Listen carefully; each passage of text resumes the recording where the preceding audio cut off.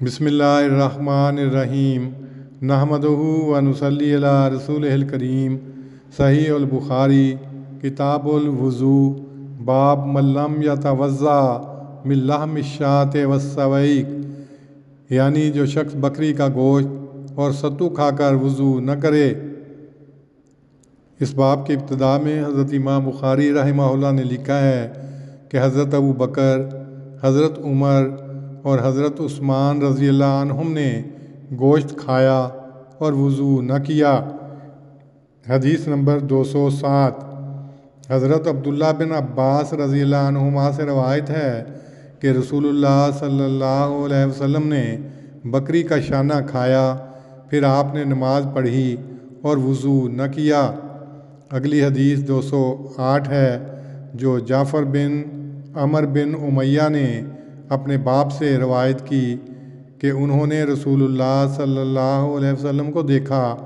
آپ صلی اللہ علیہ وسلم بکری کے شانہ سے گوشت کاٹ کر کھا رہے تھے۔ اتنے میں آپ نماز کے لیے بلائے گئے تو آپ نے چھری وہیں پھینک دی اور آپ نے نماز پڑھی اور وضو نہ کیا۔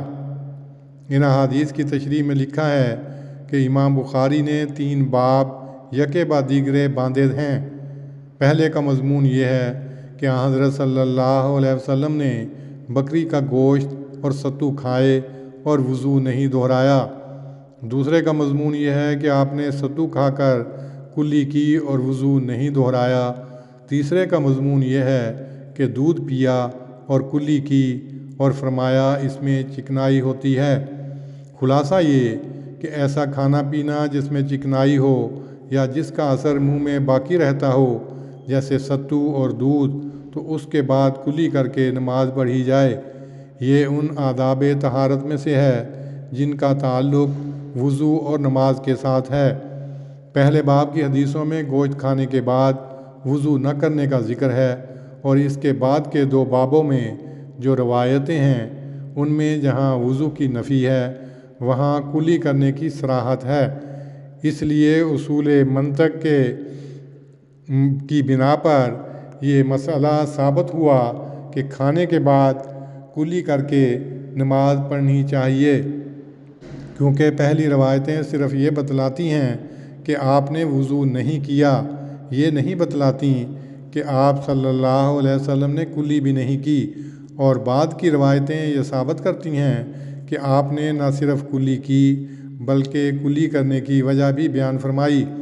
امام بخاری نے بابوں کی ترتیب میں منطقی اصول ملحوظ رکھ کر مسئلہ مذکورہ کو خوبی کے ساتھ واضح کیا ہے، اور یہ ضرورت ان کو اس لیے پیش آئی ہے کہ بعض روایتوں میں آتا ہے کہ آپ صلی اللہ علیہ وسلم نے ایک موقع پر گوشت کھایا اور وضو کیا۔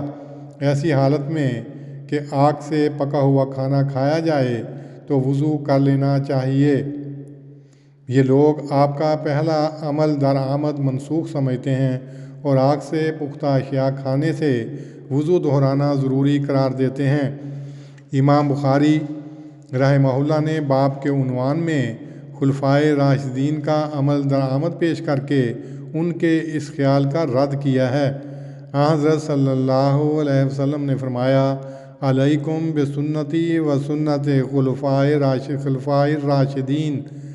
آپ کے بعد خلفائے راشدین حضرت ابو بکر، حضرت عمر، حضرت عثمان کا عمل یہ تھا کہ انہوں نے گوشت کھانے کے بعد وضو نہیں کیا، لہٰذا خلفائے راشدین کا عمل درآمد اختلاف کی صورت میں ایک فیصلہ کن شہادت ہے۔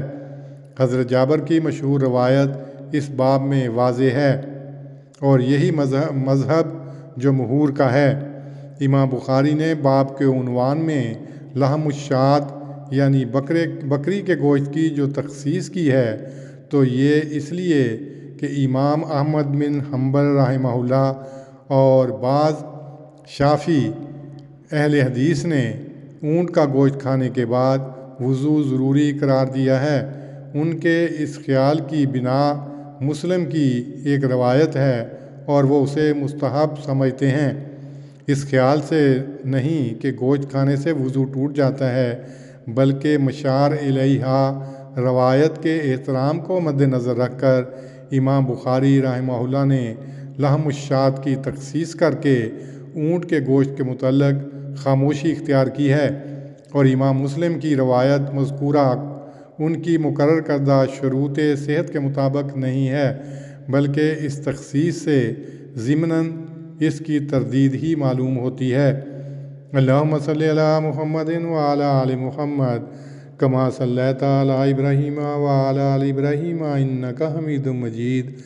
اللہم بارک علی محمد وعلی آل محمد کما بارکت علی ابراہیم وعلی آل ابراہیم انک حمید مجید۔